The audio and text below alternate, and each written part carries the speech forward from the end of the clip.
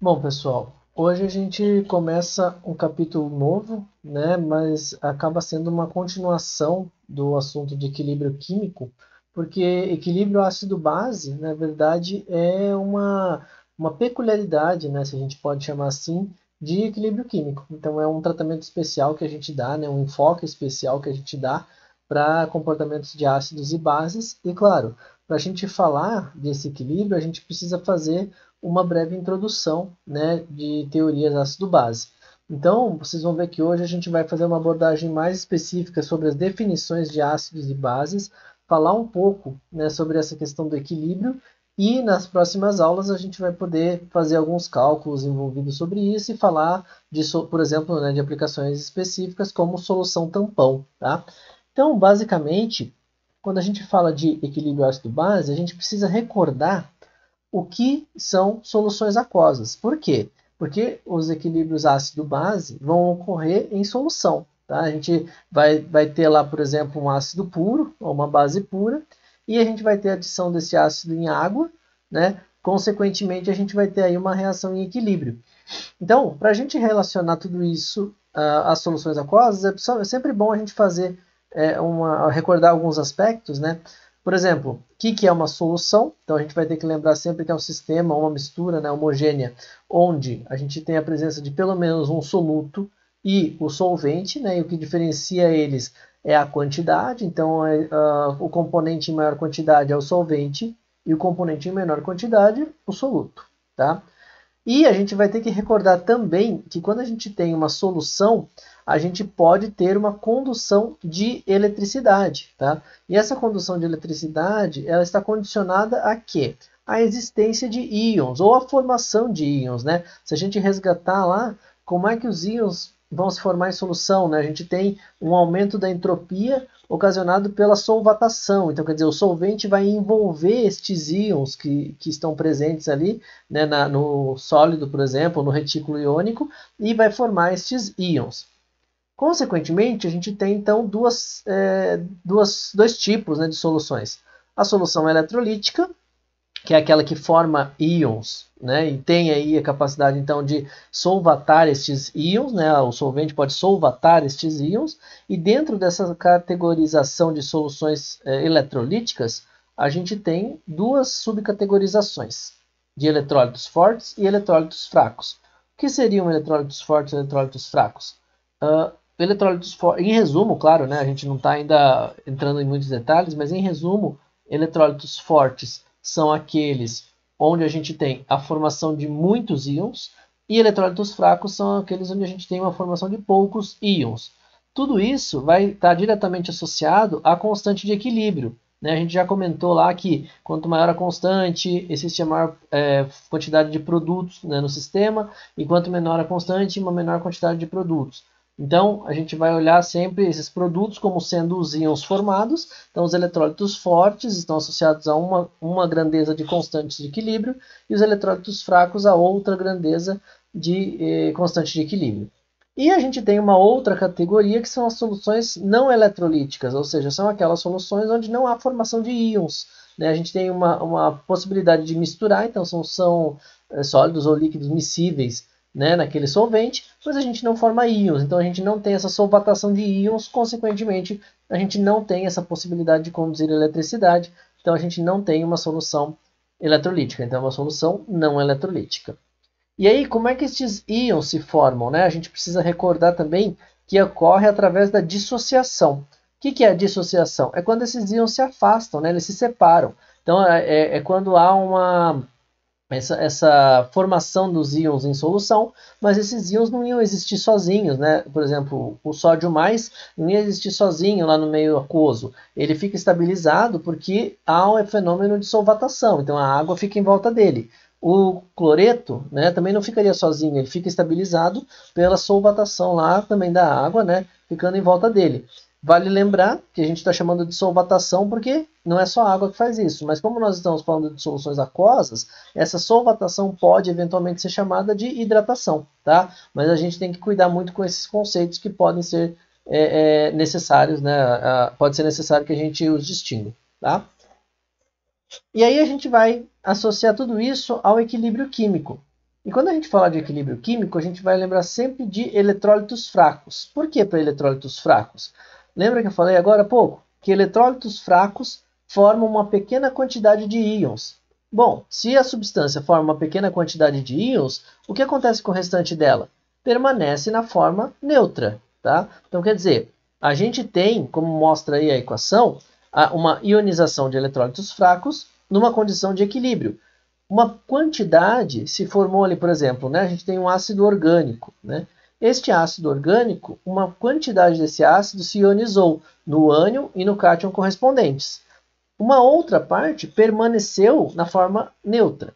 Como é que a gente sabe qual o percentual que fica numa forma e em outra? Através da constante de equilíbrio, que é o que a gente vai calcular na próxima aula, aprender a calcular. Tá? Na verdade, é uma relação muito direta com os cálculos de equilíbrio que a gente já fez. Aí a pergunta é, e para eletrólitos fortes, há equilíbrio? Bom, se a gente comentou que eletrólitos fortes são aqueles onde se forma uma grande quantidade de íons, a tendência é que se formem íons numa quase totalidade ou até mesmo na totalidade. Então, geralmente para eletrólitos fortes, a gente tem, quando eles estão em contato com água, eles formam toda a quantidade de moléculas neutras se forma em íons, se transforma em íons. Então a gente não tem equilíbrio, a gente não tem um retorno para a forma neutra. Tá? Então, para a gente falar em equilíbrio, a gente vai associar sempre para eletrólitos fracos. Ok? E aí a gente vai lembrar de algumas definições, né? A gente vai denominar algumas terminologias, mas é bom a gente sempre observar. Por exemplo, quem são os ácidos? São as substâncias que ionizam em água para formar os íons H+, né? Então, olha só, na reação anterior, aqui no equilíbrio anterior, a gente vê a formação de H+, através da ionização desse ácido, tá? E depois, na aula que vem, a gente vai falar um pouco da autoionização da água. Quer dizer, como é que o H+ existe em meio aquoso? Ele existe como H+ ou não? Estes íons H+, eles são comumente chamados de prótons. Por que prótons? Né? Porque se o hidrogênio, quando ele fica positivo, quer dizer que ele perdeu um elétron. Ele só tinha um elétron. Então, o que sobra nele é o próton. Então, por isso que ele é chamado de próton. Tá? Mas é sempre bom lembrar que a gente está falando do íon H+. Eles são chamados, os ácidos, né, são chamados de doadores de prótons, justamente pelo que a gente viu acima. Né? Eles formam os íons H+, eles doam íons H+, para o meio. Então, eles formam prótons, então eles doam prótons. Existe, né, uma denominação específica onde a gente pode chamar os ácidos de monopróticos, quando eles produzem apenas um H+ por molécula de ácido, e polipróticos, que são aqueles que produzem mais de um H+ por molécula de ácido. Tá? Isso é uma denominação específica, mas a gente vai ver que na constante de equilíbrio, que a gente vai chamar especificamente de Ka, cada hidrogênio que pode se transformar em H+ para o meio tem uma constante diferente, ou seja, tem uma facilidade diferenciada de sair da molécula, de ser retirada por uma base, que é justamente o próximo conceito. Quem são as bases? São substâncias que recebem esses íons H+, né? Ou seja, são substâncias que reagem com eles. Tá? Quem que as bases vão produzir? Podem produzir os íons hidróxido, quando dissolvidas em água, e aí vem uma peculiaridade. Isso é associado a uma teoria, né, que a gente vai discutir futuramente. Associado a uma das teorias, o íon hidróxido liberado quando a base é dissolvida em água. Agora, a observação importante é, tem compostos que não contêm os íons hidróxido e também podem ser bases, como a amônia. Tá? E aí, qual é a definição? Então, existem várias teorias que associam, e essas teorias elas não são contraditórias, elas são complementares. A gente vai ter um enfoque agora, e futuramente a gente vai abordar outros enfoques de teorias ácido-base. E como é que a gente vai denominar, né, esses ácidos e essas bases? Da mesma forma que a gente denominou os eletrólitos, entre fortes e fracos. Tá? Então, a gente vai associar sempre os ácidos e bases fortes entre aqueles que fazem ionização completa. Então, quer dizer, eles não vão ter um equilíbrio. E ácidos e bases fracos, aqueles que são ionizados parcialmente. Né? Então, quer dizer que entram em equilíbrio. Tem uma quantidade que retorna à forma neutra. Aqui tem uma tabela geral, né, de ácidos e bases fortes mais comuns. Então, aqui, para quem quiser dar uma olhada, ninguém precisa decorar, né? Tabelas são para serem consultadas, mas algumas dessas substâncias a gente usa com relativa frequência. Né? Então, a gente sabe que está usando um ácido ou uma base forte e a gente não está associando a um equilíbrio químico. Quando esses ácidos e essas bases reagem entre si, ou seja, as soluções são misturadas, existe uma reação chamada de neutralização, tá? E aí, quando a gente tem o produto de neutralização, a gente não mantém as propriedades nem do ácido, nem da base. A gente tem como produtos água e um sal correspondente, tá? É sempre bom lembrar, né, que a gente está falando de uma recombinação destes íons. Então, a gente pode estar falando, por exemplo, de uma quantidade que foi formada a partir do equilíbrio, ou seja, a partir da quantidade de H+, ou de OH- liberada daquele ácido ou daquela base. Lembrando sempre, não é só com a OH- que existe a base, e a gente vai ver isso daqui a pouco.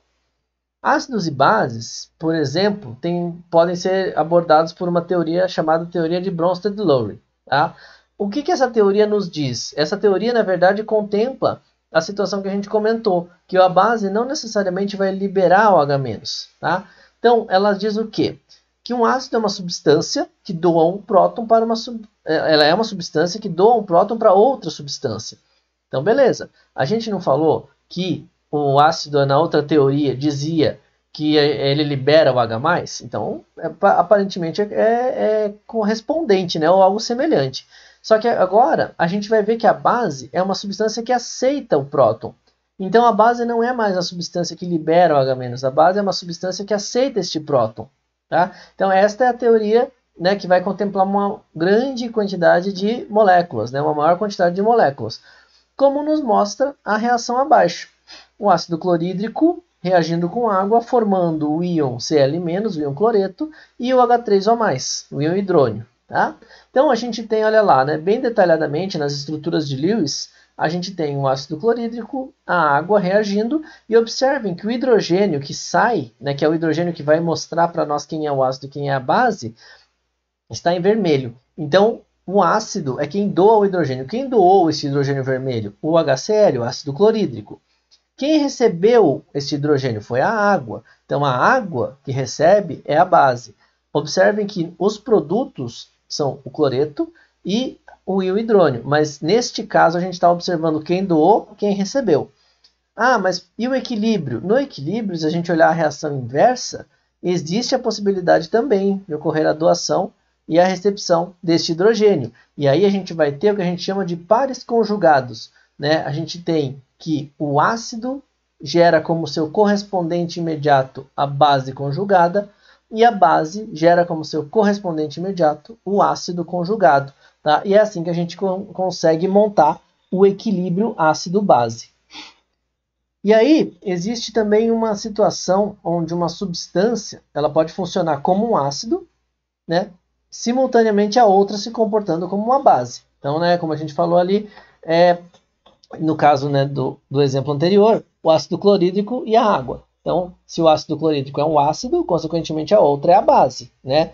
Então, nesse caso ali, nesses casos aqui mostrados, na primeira reação, o HNO2 é quem doou o próton, né? Doou o H+. Então, ele é o ácido. E a água é a base. Na reação de baixo, a amônia recebeu o próton. Recebeu o próton de quem? Da água. Então, a amônia é a base e a água é o ácido. E aí, a pergunta é, a água atuou como ácido na reação, como base na reação de cima e como ácido na reação de baixo. Essas substâncias que fazem isso, né, e são relativamente comuns, são chamadas de anfipróticas ou alfóteras. Né? Quer dizer, elas podem atuar como ácido ou como base. Vai depender de qual reação elas estão participando. Tá? Então, a gente não pode dizer que uma substância é ácida ou que uma substância é básica. A gente só pode dizer como ela se comporta numa determinada reação. E, claro, a gente está falando das teorias de Bronsted-Lowry. Existem outras, né? Existe Arrhenius, lá no começo que a gente falou da liberação de OH-, e existe Lewis, que vai falar de par de elétrons, não mais do H+, do íon H+. Tá? Para encerrar essa introdução que a gente está fazendo de ácidos e bases, aqui fica uma tabela para vocês olharem, que a gente vai começar a trabalhar na próxima aula, sobre a diferenciação de forças entre os ácidos e as bases correspondentes, ou entre as bases e os ácidos correspondentes. Lembra lá, né? A gente está trocando H+. Então, por exemplo, olha lá em cima. O HCl é um ácido forte.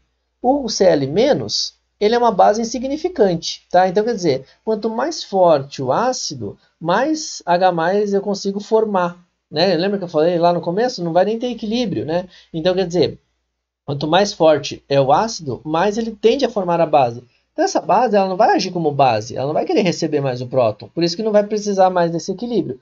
Então, o oposto da força do ácido é a força da base. Tá? Então, a gente pode ver que a seta da força do ácido ali vai próximo do HCl, do H2SO4, que é o ácido sulfúrico, e das forças de base vão lá para baixo, né? Ó, está falando do ânion correspondente do metano, do ânion do H2, do ânion, né, do OH-, quer dizer, são ânions que existindo, são bases muito fortes, tá? Então, claro que a gente vai usar situações bastante específicas para interpretar cada um desses problemas, ok? Qualquer coisa, mandem as dúvidas.